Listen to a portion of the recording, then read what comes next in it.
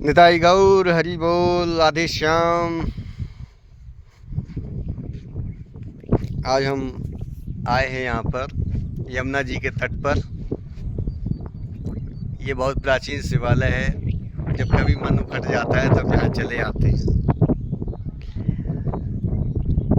अभी विगत 8 दिन पहले मैं एक पंडित जी से मिलने गए, शास्त्री जी से। तो उनके कक्ष में जब मैं बैठा था तो एक स्त्री आई वहाँ पर, और स्त्री कह रही थी, अपनी बेटी को लेकर आई थी। उसकी बेटी शादीशुदा थी। अपनी बेटी को लेकर आई और महाराज जी से कह रही थी कि महाराज जी, हमारी बच्ची के 3 बेटियां हैं और चौथी और 5वीं बेटियों का हमने गर्भपात करा दिया, एबॉर्शन। जैसे ही पता चला, वैज्ञानिक युग है, पता चल जाता है 3-4 महीने कि बेटी है गर्भ में कि बेटा है। वैसे ही उसे पता चला कि बेटी है, उसने 3रा गर्भ 4था गर्भ उसने निकलवा दिया, कटवा कर निकलवा दिया। खुद एक स्त्री होते हुए भी एक स्त्री को कटवा के, पहले पैर काटे होंगे, फिर मूंड काटा होगा, फिर हाथ काटे होंगे, फिर पेट को बीच में से फाड़ा होगा, तब तो निकाला होगा। एक 4 महीने 5 महीने की बेटी को 3.5 महीने से ऊपर की तो होगी, 3 महीने से ऊपर की तो होगी ही, कैसे काट के निकाला है।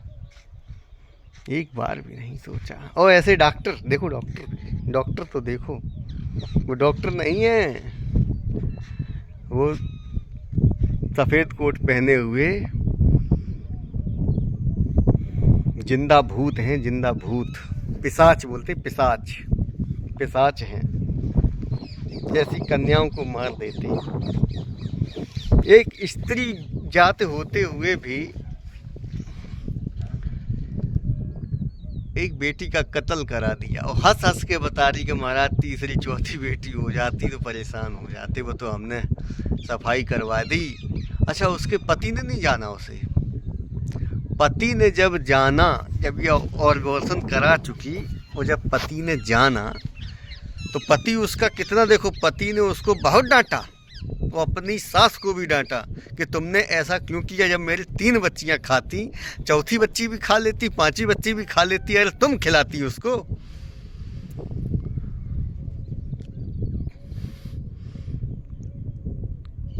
तो उसकी जो बेटी का पति था, यानी उसका दामाद, उससे उसकी अनबन हो गई। तो वो पंडित जी से, पता क्या, पंडित जी से समाधान पूछने आई कि ये हमारे दामाद जी का कुछ ऐसा पढ़ के लौंग दे दो, इलायची दे दो, कि जो हमारे ये रिश्तेदारी ठीक हो जाए, मन में जो मन मुटाव है वो ठीक हो जाए। तो आप समझो, ऐसी महिलाएं समाधान पूछने आती हैं। अब आप लोग बताओ कि इस महिला का कोई कल्याण हो सकता है? इस महिला ने जो पाप किया उसका कोई प्रायश्चित है? इस ब्रह्मा के विधान में इसका कोई प्रायश्चित है? आप लोग बताओ।